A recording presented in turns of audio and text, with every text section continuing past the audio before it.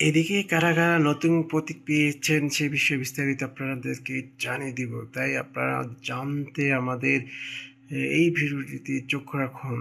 কে কোন প্রতীক পেল এবং কোন দল এই প্রতীকের জন্য আবেদন করেছে বিস্তারিত জানাবো এই ভিডিওর মাধ্যমে। চলুন দর্শক জেনে নেই কারা প্রতীক পেল এনসিপি সহ তিনটি দল। এই তিনটি দল কারা কি প্রতীক পেয়েছে, তাদের এই প্রতীকের মর্যাদা কেমন হবে, তারা কি আদৌ প্রতীক নিয়ে নির্বাচন করতে পারবে কিনা বিস্তারিত জানাবো এই রিপোর্টের মাধ্যমে।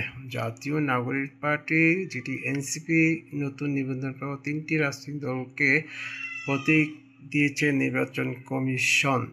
অপর দুই রাজনৈতিক দল হচ্ছে বাংলাদেশ আম জনগণ পার্টি ও বাংলাদেশের সমাজতান্ত্রিক দল। মঙ্গলবার 4 নভেম্বর এই সংক্রান্ত একটি পৃথক বিজ্ঞপ্তির মাধ্যমে এই কথাটি জানান নির্বাচন কমিশনার। দলগুলোর মধ্যে এনসিপিকে শাপলার কলি, বাংলাদেশ সমাজতান্ত্রিক দলকে মার্ক্সবাদী কাচি ও আম জনগণ পার্টিকে হ্যান্ডশেক প্রতীক দেওয়া হয়েছে।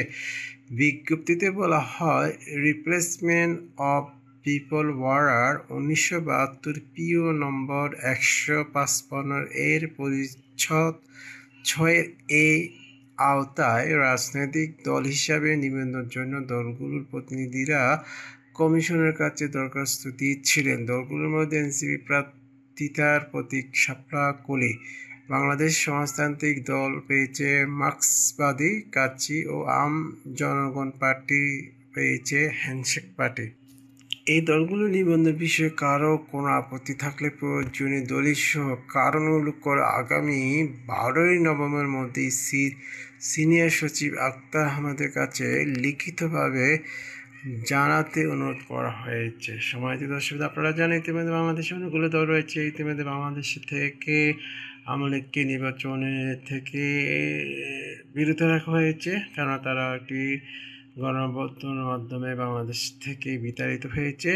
সামনে জামাত এবং বিএনপির মধ্যে যে প্রতিযোগিতা হবে সেটি দেখার জন্য জনগণ অপেক্ষা করছে কে কোন প্রতীক পেল। এই সমস্ত বিষয়গুলো নিয়ে আরও বিস্তারিত আলোচনা থাকবে পরের কোনো একটি রিপোর্টে।